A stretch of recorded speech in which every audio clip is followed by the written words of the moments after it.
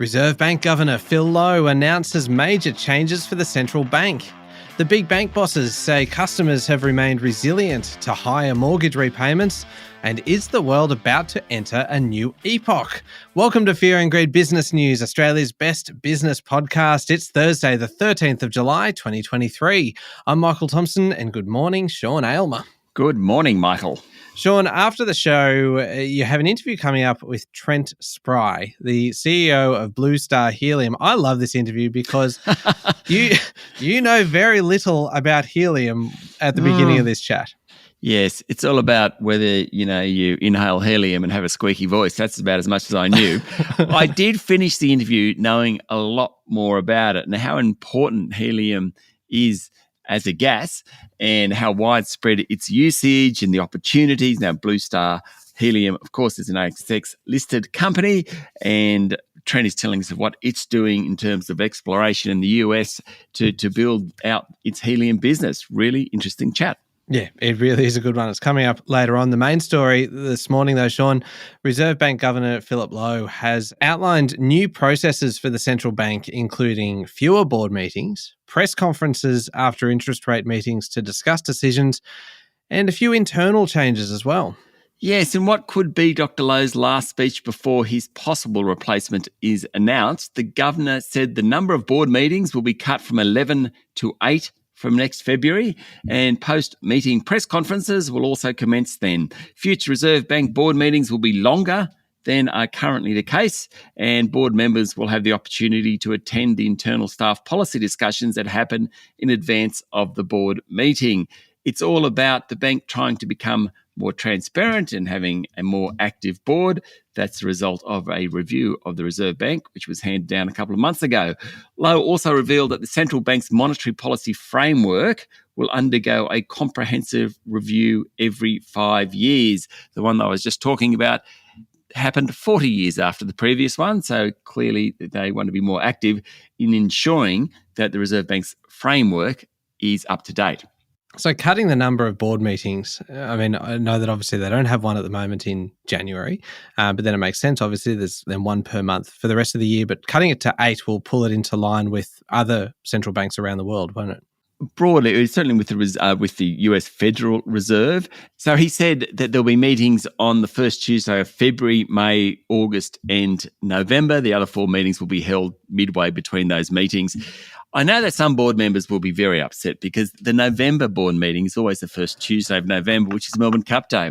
And there are famous stories of a particular board member who was always absent on Melbourne Cup Day for some reason. I always missed that particular board meeting.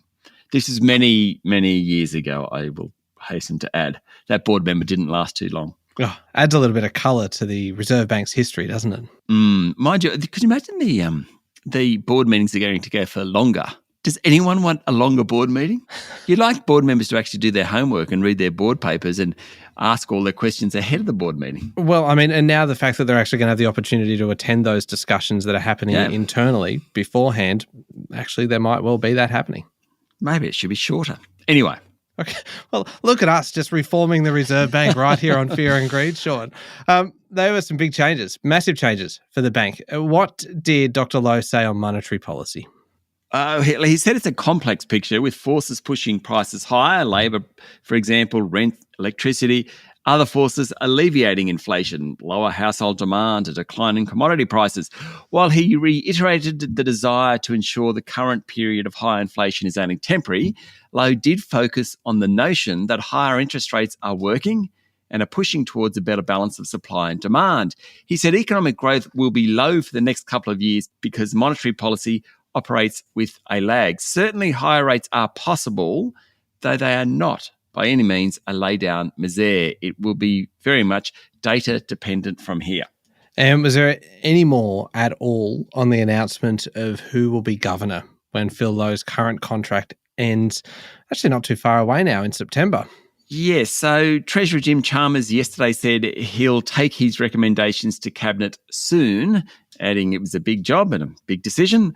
Dr. Chalmers and Dr. Lowe fly together on Sunday to India for a group of 20 meeting of finance ministers and central bank governors. Now, the announcement could come before that. And what happens if Jim Chalmers comes out and says, Phil, you're not getting the job. Phil Lowe yesterday said he'd be honoured to continue as governor. He's made it very clear he wants a job. But imagine that conversation on the plane if Jim Chalmers says, oh, sorry, mate, you're not going to get the job. How will that go? That's a frosty flight, isn't it? Yeah. Being stuck on a plane with your ex. Something like that. The local markets yesterday, what happened? The S&P ASX 200, it closed up 0.4% to 7,136 points, hanging on to Tuesday's gains. After some pretty big moves in recent sessions, yesterday was relatively calm, Michael. The energy stocks did best, while materials companies also outperformed. Healthcare and tech stocks were among the worst performers. If you look at large caps, Woodside Energy led the way, jumping 2.7%. Fortescue Metals was up 2.5%. BHP rose 1.7%. Rio Tinto, Santos and Diversified Miner South32 all did pretty well. Also, the banks were mixed. Commonwealth Bank went backwards. The other three went forwards. WiseTech Global was one of the worst performing large caps, down 1.5%. CSL, Telstra, Woolworths, Goodman Group and Newcrest Mining all ended lower, Michael. And international markets? The Reserve Bank of New Zealand yesterday left interest rates at 5.5%. That is the second meeting in a row where they've been on pause. The central bank last raised the cash rate in May from 5.25% to that 5.5%. Oil steadied after rising 2.5% on Tuesday. That was on signs that Russian crude production may be finally starting to drop. Iron ore prices have been falling in recent sessions, as have coal prices after coming off their lows last week. And Michael, the Aussie dollar is back above 67 US cents. All right, there is a fair bit happening, Sean. We'll be back in a moment with the rest of the day's business news.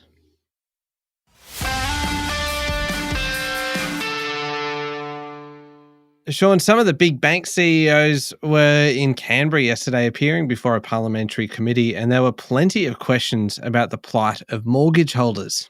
Sure were. National Australia Bank boss Ross McEwen said his bank had checked in with more than 500,000 customers since rates started to rise and borrowers appear resilient. The number of customers in hardship, while growing, remains below pre-COVID levels. McEwen said there's a chronic undersupply of housing, and he said government and industry need to work together to address scams. ANZ Chief Executive Shane Elliott was also in Canberra. He doesn't like the ideas of banks being mandated to check in with customers to put them on a better home loan rate. He too said his customers were proving resilient. More than half of ANZ's customers had sought to renegotiate their rate or refinance their home loan in response to rising interest rates. That's an enormous amount. ANZ has provisioned $4 billion to account for potential future losses. That's even more than during the COVID-19 crisis. Oh, wow. Sean, PwC Australia has revealed another significant breach involving conflicts of interest and misuse of government information over the past 5 years. Yes, this will be very interesting what emerges from this. So in its response to questions on notice from Parliament, PwC said it's aware of two matters in the past 5 years, including the firm's use of confidential tax information that has led to the removal of a number of senior partners and a business and PR disaster for the firm. But PwC didn't say much about the other one. In fact, there was very little detail on the other matter, which involved a conflict of interest and misuse of government information. It did say it occurred in 2018, but I'm sure we're going to hear more about that.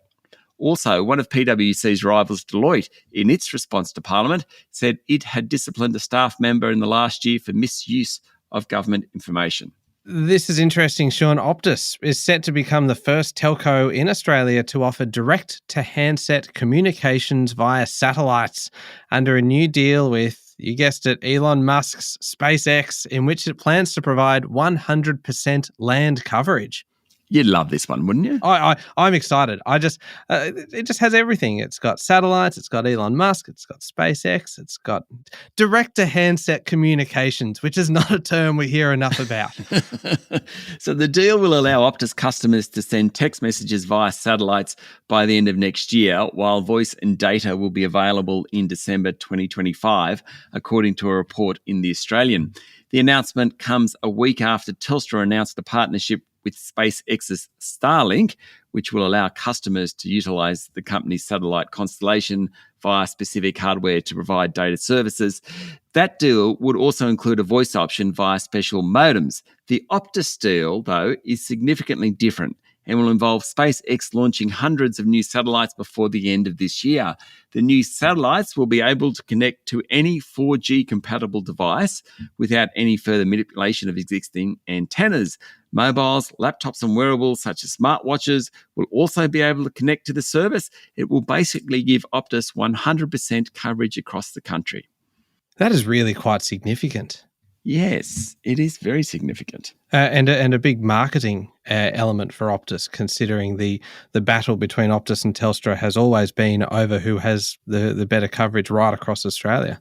And remember that the ACCC stopped Telstra's deal with TPG recently, and part of that was over coverage. So it's very interesting. Oh, we shall be watching this one. And not just because Starlink is involved, and we have a fascination with Starlink. But mostly because Starlink is involved. Mostly because of Starlink, yes. KMD Brands, owner of Kathmandu, one of your favourite stores, Sean, and Rip Curl as well, has become the latest retailer to warn of a consumer slowdown. KMD's share price fell 9% yesterday after it said trading in the June quarter was more challenging on the back of rising cost of living pressures. While things appeared to have been going well until about the end of April, spending has been slower since. Flagship brand Kathmandu has experienced the slower start to its winter trading period, particularly compared to last year, which was actually its best ever winter season performance. Sales have also been impacted by a warmer start to winter in Australia. So, Michael, the list of retailers warning of a slowdown in retail spending grows longer. Indeed. Now, Intertech Pivot has received a number of approaches, possibly from Asian buyers, for its fertiliser business, sending its share price up 5.4%. The group wants to split the fertiliser and explosives businesses, but the main architect of that strategy, former CEO Gene Johns, has left the business and a number of shareholders don't want it to happen. Also, designate Chief Executive Christine Corbett quit before she even joined the business. On Tuesday night, the Financial Review reported that one Asian state-owned enterprise had made an approach for the fertiliser business. Yesterday, the company put out a statement which said the board's assessment of a potential sale is being considered alongside the proposed demerger, which remains a strategic priority. Finally, Sean, Australians have a new favourite travel destination with Indonesia, think Bali, overtaking New Zealand to become our favourite travel destination for the first time since borders reopened early last year. There were almost 108,000 Aussies returning from short-term visits to Indonesia in May, compared to about 73,000 from New Zealand, according to the Bureau of Statistics. Most of the Indo travellers are thought to have come from Bali, as you mentioned. Fiji is another destination attracting crowds, while India and Singapore are also moving up the rankings. The number of travellers to the US remains well below pre-pandemic levels, while there is steady growth again in trips to the United Kingdom, Thailand and Japan. When it comes to overseas visitors coming to Australia, the Kiwis account for 1 in 5. Americans were next, then Indians, Singaporeans and Chinese. Of course, until COVID, China easily supplied the largest cohort of people visiting our shores. All right, international news now, Sean, and Wipro Limited, the Indian outsourcing provider, plans to spend $1 billion to train its 250,000 employees in artificial intelligence and integrate the technology into its product offerings. The spending over the next 3 years also involves bringing 30,000 employees from cloud, data analytics, consulting and engineering teams together to embed the technology into all internal operations and solutions offered to clients. It is the biggest artificial intelligence integration thus far. It's happening everywhere. Another big Indian company, Tata Consultancy Services, said it will train 25,000 engineers on the technology. Yesterday morning, accounting giant KPMG and Microsoft expanded what they had launched back in May. That was the AI Innovation Initiative. They've gone further. Basically, they want to speed up the deployment of AI tools in core functions and create what they say is a $12 billion growth opportunity for KPMG. AI is coming whether you like it or not. Yeah, it certainly seems that way, Sean. Now, this next story, let's just see how we go. Scientists believe they are on the brink of proving the Earth has entered a new era for the first time in 11,700 years with the advent of the Anthropocene epoch, or the point when humanity's influence on the planet's geology became irreversible. Sean, I look forward to hearing you explain this story, because I expect you know just about as much of Anthropocene epochs as you know about helium. Oh, Michael, please. Yeah, you have little faith. I'm sorry. The Please. Anthropocene epoch is very, very exciting, and it's upon us, apparently. In fact, a small lake just outside Toronto has been identified as the site to provide the formal reference point for the new era.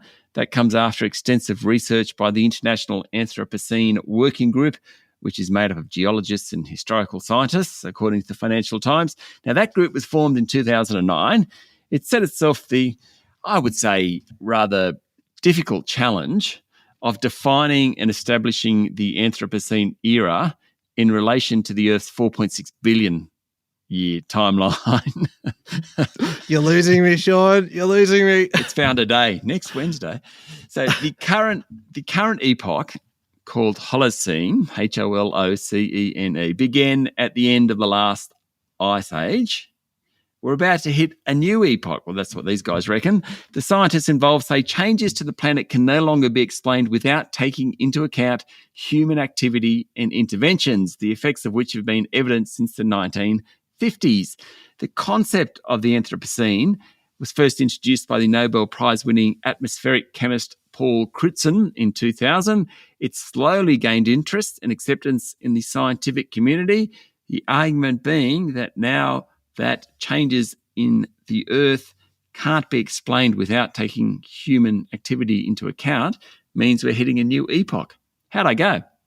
You know what? I would have given you about a C+ until that last sentence. You elevated yourself to an A-. Oh, really? Yeah, Thanks. I just suddenly understood it right then.